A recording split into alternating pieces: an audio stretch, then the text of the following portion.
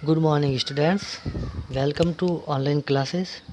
आज हम चैप्टर था हमारा जिसका नाम था 3 क्वेश्चंस। उसके लास्ट वाले 2 क्वेश्चन आज हम करेंगे। पहले वाले आपने किए थे, सबके आंसर डिफरेंट आए थोड़े थोड़े, तो अब की बार हम थोड़ा सा ढंग से समझ के, ठीक से समझ के सब एक जैसा आंसर लाने की कोशिश करेंगे। अब इसमें देखो, वर्किंग विथ लैंग्वेज, यहाँ से हमें शुरू करना है। मैच वर्किंग विथ लैंग्वेज का फर्स्ट क्वेश्चन है match with items. Match items in list A with their meanings in list B. 2 column दे रखे हैं आपके सामने, ए और बी में। ए में तो वर्ड्स दे रखे हैं 7 वर्ड्स है, शब्द है, और बी में उनके अर्थ दे रखे हैं। ऐसा नहीं है कि ए में जो शब्द दे रखे उसके सामने उनका सही अर्थ, नहीं, अर्थ सामने अलग अलग गलत है, तो आपको सही आंसर, सही मीनिंग उसको ढूंढ कर उसके सामने लिखना। जैसे ऊपर लिखा ना फेंटेड, ए और बी के ऊपर जस्ट कॉलम बना हुआ है छोटा सा क्वेश्चन के बीच में, इसमें लिखा फेंटेड। फेंटेड यानी बेहोश होना, तो इसका मतलब क्या हुआ? Lost consciousness. कॉन्शियस यानी चेतना, मतलब अपना चेतन दिमाग को, मतलब सचेत नहीं होना, अचेत हो जाना, ठीक है। तो उसी प्रकार लॉस्ट यानी खोना, मतलब चेतना खोना। हम चेतन होते हैं अचानक, बेहोश कब होता है? जब हमारा मतलब शरीर और दिमाग काम करना बंद करता है बिल्कुल अचानक से, तो हम बेहोश होकर गिर जाते हैं। तो उसी प्रकार ए में वर्ड्स है, देखो इनका आपको आंसर एरो बना के उल्टे सीधे नहीं करना है। जिसका आंसर आपको लगे कि ये सही है उसके सामने लिखना है। जैसे लिखा ना फेंटेड, फेंटेड के सामने लिखा लॉस्ट कॉन्शियसनेस, उसी प्रकार आपको इसमें आगे लिखना है। पहला है देखो ए में कॉलम में वाउंडेड। इसका मतलब होता है वाउंडेड यानी घायल आदमी, वाउंडेड यानी घायल व्यक्ति, कोई भी घायल। वाउंड यानी घाव और वाउंडेड यानी घायल। अवॉक, अवॉक यानी जागना। फॉरगिव यानी माफ़ी।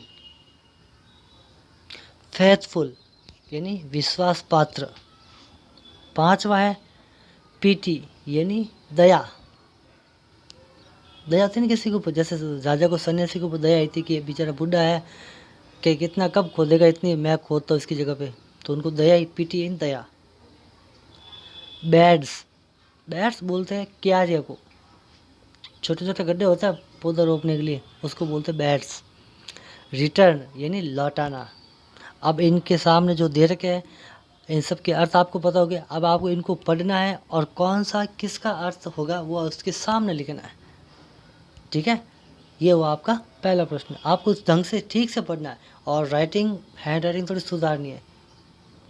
2-3 की हैंड राइटिंग सही नहीं है, तो आप जब लिखो तो ऊपर सबसे पहले डेट और अपना नाम, फिर बाद में होमवर्क करना।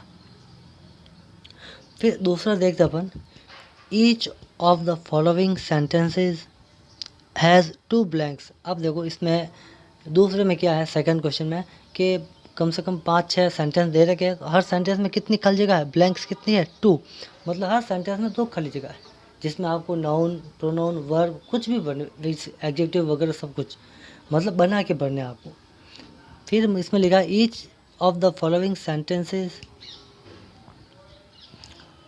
उससे पहले अपन ऊपर देखते हैं, उस वर्किंग विथ लैंग्वेज वाला पहला प्रश्न था, कॉलम ए और बी वाला, उसके नीचे कुछ लिखा है। अब देखो कि यू, उसके 7 नंबर के नीचे लिखी line, use any 3 of the above words in sentences of your own, you may change the form of the word. के मतलब इन 7 ऊपर लिखे वर्ड्स, इनमें से आपको क्या करना है? 3 above of the words in sentences of your own. कि मतलब आप स्वयं इन 7 में से कोई भी 3 वर्ड लेकर आप स्वयं 3 सेंटेंस बनाओगे। आप इन 7 में से आपको 3 वर्ड्स चूज करने हैं, उसके हिसाब से आपको इसको बनाना है, सेंटेंस बनाना है, ठीक है। 7 ये तो लिख दिया, उसके बाद इसी के नीचे 3 वर्ड्स का मतलब प्रयोग करना है, यूज़ करना है सेंटेंस बनाने में। आगे नीचे दूसरा देखते हैं, each of the following sentences has 2 blank, कि हर एक वाक्य में 2 खाली जगह है। Fill in the blanks with appropriate forms of the word given in the brackets. कि मतलब 2 खाली जगह है हर एक सेंटेंस में, तो आपको दोनों खाली जगह में, ब्लैंक्स में जो सही शब्द है वो भरना है। और शब्द कौन सा आएगा? एक ही है, तो एक वर्ड है उसी को आपको फॉर्म बनानी है, first form, second form, third form, कुछ विशेषण बनाना, कुछ भी बनाना है अगर आपको, तो वो इसी से बनाना है। जैसे एग्जाम्पल में दे देगा फर्स्ट में, फर्स्ट के ऊपर लिखा है इस कॉलम में एक कि ही हैज़ बाद में खाली जगह है, फिर टू हेल्प मी। आप देखो हमें थोड़ा सा आपने पहले टेंस पढ़े होंगे, तो ही सब्जेक्ट है, उसके बाद में हैज़ वर्ब, ये कौन सी हेल्पिंग वर्ब है? परफेक्ट टेंस वाली। कौन सी परफेक्ट? Present perfect. और परफेक्ट टेंस में हमेशा अब आगे वर्ब दे रखी है,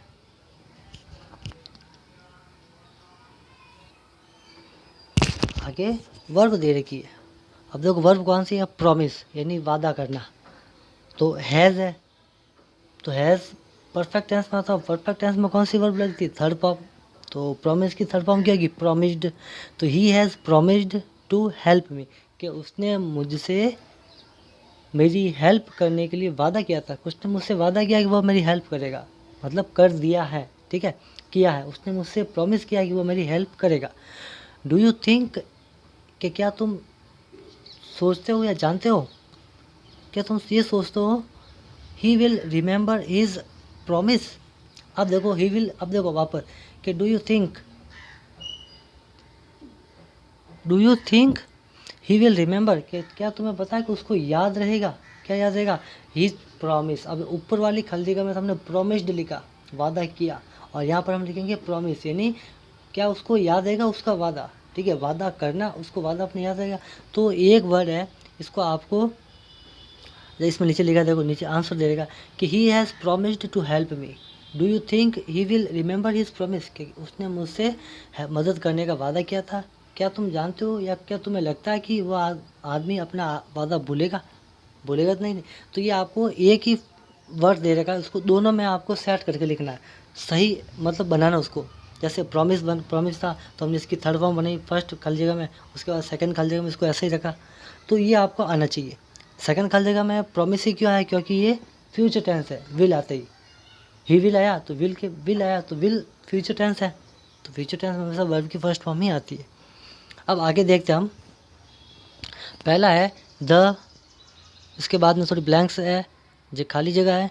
sad that only fresh evidence, fresh यानी ताज़ा, एविडेंस यानी सबूत, साक्ष्य, would make him change his. अब देखो कोष्टक में लिखा है जज। जज किसको बोलते हैं? जज यानी न्यायाधीश, जो कोर्ट में मतलब फैसला सुनाते हैं, सबूतों के मतलब जो सबूत सही होते हैं उनके पक्ष में वो फैसला सुनाते हैं, उनको बोलते हैं जज। तो अब इसमें लिखा है दो खाली जगह रहेगी, तो आपको जज शब्द से ही दो शब्द बनाने हैं। कौन पहले वाले में क्या आएगा, दूसरे वाले में क्या आएगा, वो आपको लिखना है। डायरेक्ट जज ऐसा नहीं, जज एक नाम है, पद है, तो वो एक नाउन है, ठीक है। अब नाउन से आपको क्या क्या चेंज करना, देखना ऊपर वर्ब थी, ये नाउन है। तो जज के दो वर्ड आपको बनाने हैं और दोनों इस खाली जगह में भरना है। फिर सेकंड क्वेश्चन देखते हैं अपन। पहला था, पहले में जज आया, अब इसमें लिखो दूसरा है। दूसरा आई डिड नॉट, इसको बोलेंगे didn't. Did plus not short form है डिडंट नोटिस एनी सीरियस खाली जगह of opinion among the debtors although they खाली जगह from one another over small points. अब इसमें आया डिफर यानी अलग, विभिन्न। अब इसको आपको पहले वाली खाली जगह में इसका वर्ड मतलब ये नहीं आएगा, इसको बना के आपको लिखना पड़ेगा कि I did not notice any serious of opinion, कि मैं मतलब मैंने किसी के ऊपर नोटिस, मतलब मैंने नोटिस नहीं, मैंने ध्यान नहीं दिया। एनी सीरियस मतलब किसी भी सीरियस मैटर पर, कौन सा ओपिनियन, किसी भी सीरियस विचार के ऊपर, कौन सा अमॉन्ग द डिबेटर्स, जितने भी डिबेटर्स हैं जो मतलब कोई कंपटीशन था उसमें आए थे, तो उसमें किसी भी चीज़ को ऊपर मतलब ध्यान नहीं दिया। Although they from one another our small point, तो मतलब all the way for one another our small points, के हमारे मतलब छोटे मोटे पॉइंट्स है नहीं, कुछ होते हैं स्मॉल पॉइंट, मतलब छोटे मोटे होते हैं पॉइंट मिलते हैं। जैसे कोई क्वेश्चन बना रहा है जैसा प्रश्न पूछा किसी ने, 2 ग्रुप है तो पहले वाले ने ज़्यादा बता दिया तो उसको पॉइंट्स मिलेंगे, तो उन्होंने मतलब पॉइंट्स के ऊपर ध्यान नहीं दिया। तो ये अलग आपको पॉइंट्स, इसमें डिफ़र का दोनों का वर्ड आपको यूज करना है, डिफ़र वाला, कि डिफ़र यानी अलग, तो ऊपर में क्या आएगा और नीचे दूसरी खाली जगह में क्या आएगा, दोनों में अलग अलग आएगा। तीसरा है it is a fairly simple question to, कि it is a simple question to, but to के बाद में खाली जगह, but will you accept my as final. अब इसमें लिखा है आंसर। अब इन दोनों में आपको जो उचित लगे सेंटेंस को ढंग से पढ़ना है, कि it is a fairly simple question, कि एक साधारण सा सवाल है, टू, बस टू के बाद में खाली जगह आंसर्ड आएगा या आंसर आएगा या आंसर्स आएगा, वो आपको इसमें पढ़ना है। But will you accept my as a final, अब इसमें खाली जगह में आपको दोनों में पढ़ना है। इज इट इज़ नॉट खाली जगह दैट, उसके बाद में भी खाली जगह ब्लैंक है, should always be the mother of invention. आगे वर्ड दे रखा है नेसेसरी, यानी आवश्यकता। अब इसमें ऊपर में आप दोनों में बढ़ना है कि कौन सी जगह पर आवश्यकता आएगी। अब आवश्यकता से आवश्यक भी बन सकता है, आवश्यकता भी बन सकता है, और बहुत सारे मतलब वर्ड बन सकते, जो इसमें सही लगेगा वो आपको इसमें पढ़ना है। 5वां है हर्मिट्स आर मैन, खाली जगह के बाद में मैन, कैसा, वाइज। देख नीचे कॉलम में क्या लिखा है ब्रैकेट्स में, वाइज यानी बुद्धिमान। अब बुद्धिमान से बुद्धिमान आदमी, बुद्धिमानी, ये भी बन सकता है। तो आपको इसमें जो सही लगे वो उसमें जो जहाँ पे सेट हो रहा है, जैसे हर्मिट्स आर मैन, हर्मिट्स यानी सन्यासी क्या होते हैं, फिर बाद में how they acquire their no one can tell, कि मतलब वो किस प्रकार उनके मतलब, कुल दोनों में आपको खाली जगह में वाइज से रिलेटेड आपको शब्द बनना है। फिर आप 6 द कमेटी यानी समिति हैज़, अब देखो हैज़ आया है तो फर्स्ट जैसा एग्जाम्पल था पहले वाला वैसा वैसा है, has to make Jagdish captain of the team, के कमेटी ने जगदीश को कैप्टन बनाने का फैसला किया। हैज़ के बाद में कौन सी फॉर्म आएगी वर्ब की, वो आपको अच्छे से पता है। ऑफ आगे लिखा ऑफ द टीम, के टीम का कैप्टन बना दिया। The is likely to please everyone, कि मतलब जो भी निर्णय हमने लिया वो आपको खुश, मतलब हर एक को प्लीज, क्या लिखा है इसमें, लाइकली, कि पसंद, क्या आपको सबको पसंद। फिर हम आगे देख रहे हैं इसमें कि द कमेटी, वापस चौथा देख रहे हैं कि the committee has to make Jagdish captain, के कमेटी ने जगदीश को कैप्टन बनाया टीम का। The is likely to please everyone, कि उन्होंने कहा कमेटी ने कि ये हमारे निर्णय का सब मतलब पसंद करे। अब इसमें आया है डिसाइड, यानी निश्चित या निश्चय करना। अब इसमें क्या क्या शब्द बनेंगे, डिसीजन बनेगा, डिसाइडेड बनेगा, या कुछ डिसाइडेड मतलब अलग कुछ भी हो सकता है, ठीक है। तो आपको इसमें सही उत्तर आंसर इसमें भरना है इससे वर्ड बनाकर। 7वां है आस्किंग फॉर। अब देखो आस्किंग फॉर पूछना या मांगना। Is a noble is willingness to, अब देखो इसमें वर्ड आया फॉरगिव, यानी एक तो फॉरगेट और फॉरगिव। फॉरगिव का मतलब होता है माफ़ी, फॉरगेट का मतलब भूल जाना, मतलब हम किसी से कुछ कहते हैं ना कि हमसे गलती की, फॉरगिव मतलब मुझे माफ़ कर दो, या जो मैंने गलती की है उसके लिए वो भूल जाओ, ठीक है। तो क्या होता है फॉरगिव। तो फॉरगिव से जो भी शब्द बना के आपको डायरेक्ट फॉरगिव नहीं लिखना, आपको फॉरगिव से कुछ वर्ड बनाना है, उसके बाद आपको इसमें लिखना है, ठीक है। अब आपको होमवर्क में थोड़ा सा और कुछ दे रहा हूँ मैं। ये चैप्टर का फर्स्ट पैराग्राफ है थोड़ा सा। The thought came to a certain king, यहाँ से लगा कर लास्ट लिखा है अवॉइड फुलिश प्लेजर्स एंड। तो यहाँ तक आपको थोड़ा ठीक से पढ़ना है, पूरा पढ़ने के बाद में आपको इसमें से मतलब आपको पता है कि कौन से शब्द का क्या अर्थ होता है। तो मैं आपको इसमें से 10 या 12 हिंदी में ऐसे दे रहा हूँ जिनका अर्थ आपको इंग्लिश में ढूंढ के निकालना है। फॉर एग्ज़ाम्पल जैसे मान लो मैंने एक आपको पूछ लिया कि भाई राजा का मतलब क्या होता है, जिसमें आपको लिखना है उसके सामने लिखना है किंग, ठीक है। अब मैंने लिख दिया आया तो आपको लिखना है कैम। तो मैं आपको 10 शब्द दूंगा हिंदी के, तो आपको इसमें से पैराग्राफ में से ढूंढने हैं कि वो कौन से शब्द का क्या अर्थ होता है, ठीक है। और शब्द है वो ये, और आपके शब्द हैं ये। देखो होमवर्क में उसके साथ साथ ही आपको करना है। तो पहला लिखा है असफल, तो इस पैसेज में आपको अभी जो पैसेज दिखा था, अभी जो आपने पैसेज पढ़ा उस पैसेज में से असफल शब्द का अर्थ इंग्लिश में, मतलब असफल किसको बोलते हैं वो इंग्लिश में आपको लिखना है।